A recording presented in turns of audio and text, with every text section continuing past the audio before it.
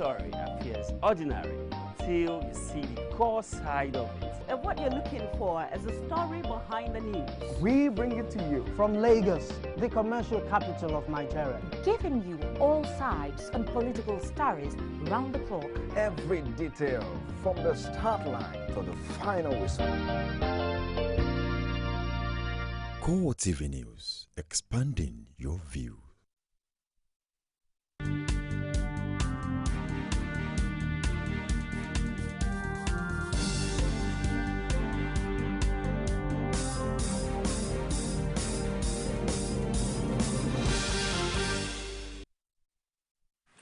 Welcome to CoreTV News on the Hour. I am Martins Dixon.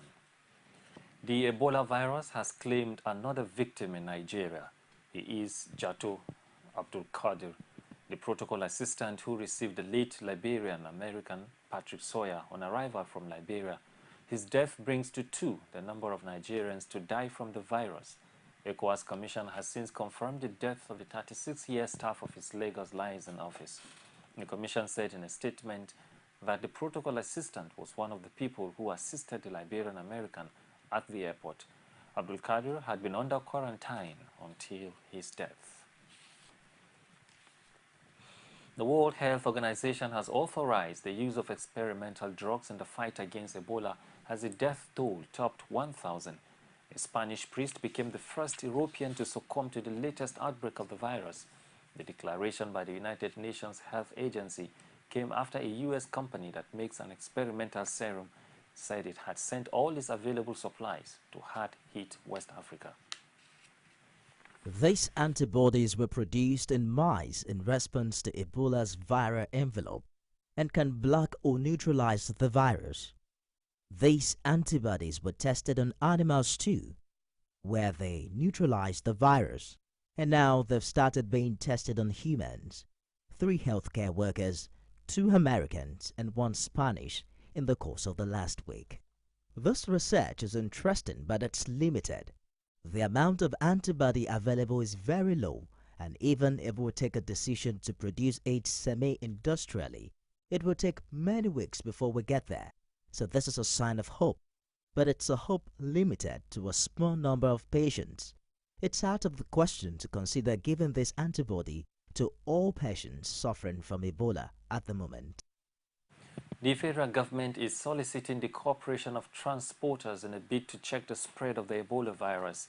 Health Minister Onyebuchi Chukwu met the leadership of Nigeria's transport unions and cautioned them against conveying anyone that is sick without an authentic medical report.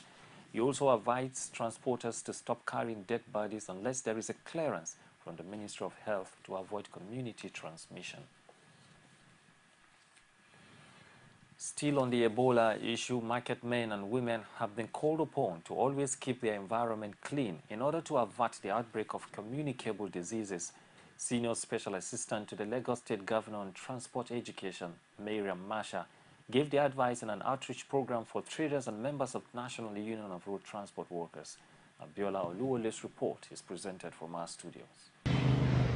As panic over the outbreak of the deadly Ebola virus continues to grip residents, Lagos State government is devising practicable means of preventing further spread of the disease.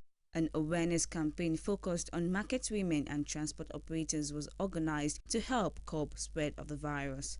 The Chief Missioner of NASFAT, Abdullahi Akimbodi, and other religious leaders says residents should pay attention to personal hygiene. They also call for residents to abide by the law of the state in their daily activities, as well as shun the antics of those hiding under the guise of religion to destabilize the peaceful coexistence of the state.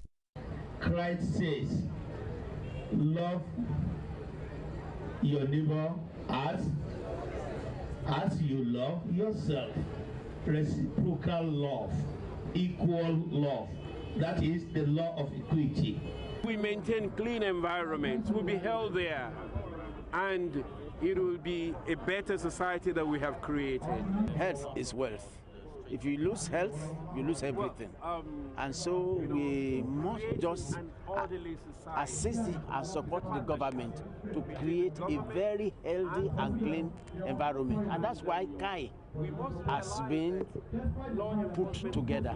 The Senior Special Assistant to Governor Fashila on Transport Education says the essence of the program is to get feedback from the populace on government policies. Achieving what we set out to achieve, but again, it's always a work in progress. So as we've done this, we've also gotten some feedback which will help us in improving how we continue to deliver our service, both in terms of meeting the obligations to the officers, which is through training and making sure that they meet the standards of professionalism, and also our obligation to the people and expecting a reciprocity from them vis-a-vis their responsibility.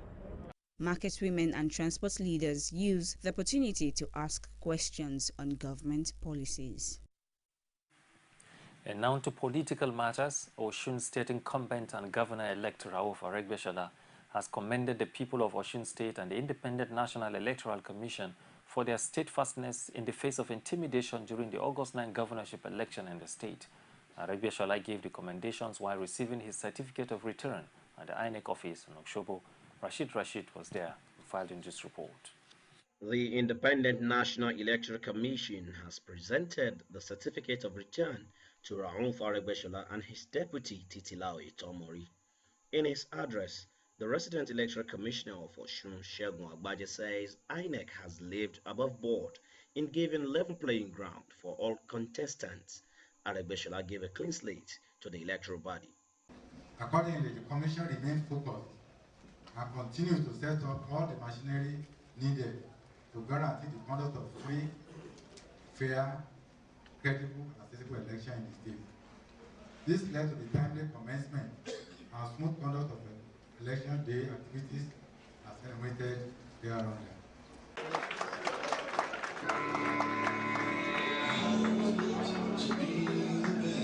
The governor-elect gave an analogy of his triumph despite all efforts from the powers that be to push him out of office. Then said David to the Philistine, "You come to me with a sword and with a spear and with a javelin, but I come to you in the name of the Lord of hosts, the God of the armies of Israel, whom you have defied. You can replace Israel with Osun. The God of the armies of Osun, whom you have defied. This day the Lord will deliver you into my hand, and I will strike you down and cut off your head. And I will give the dead bodies of the hosts of the Philistines this day to the birds of the air and to the wild beasts of the air. That all the earth will know that there is a God in The election recorded a large turnout of voters and provided the sitting governor a shot at a rare second term in office. Aregbesola dedicated his victory to the people of Osun.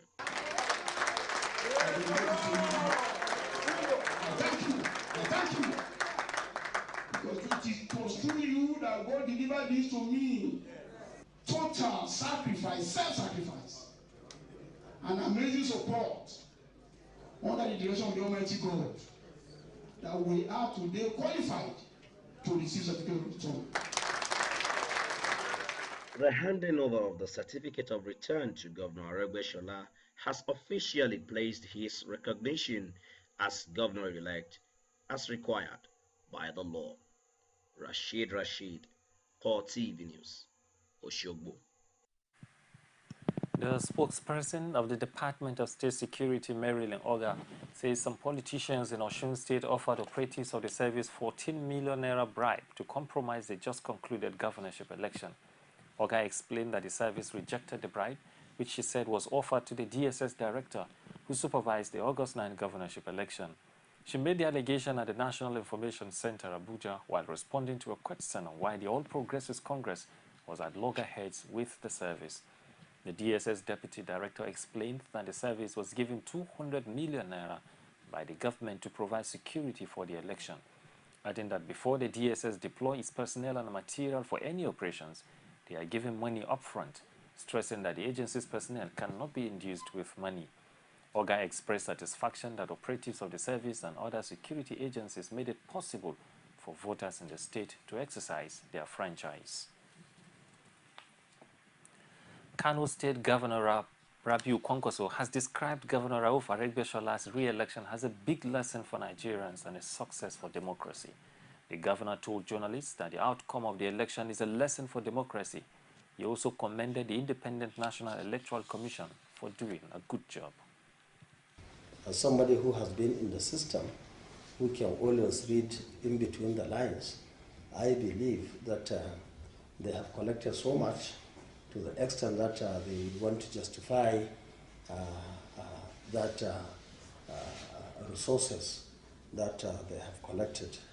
Well, let me advise them to see what they collected as part of the what has been mentioned by our emir and many other well-meaning Nigerians that were missing, and therefore they should be happy that they got their own share.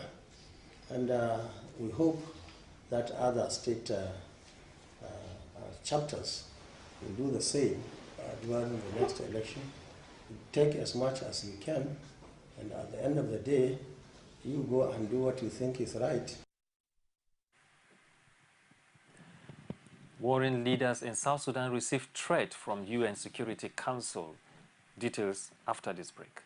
You can now watch CoreTV News live from anywhere in the world on our website www.coretvnews.com. Click on Live TV on our website and watch us live. And welcome to CoreTV Primetime News. To follow us on Twitter, click on Twitter icon on our website.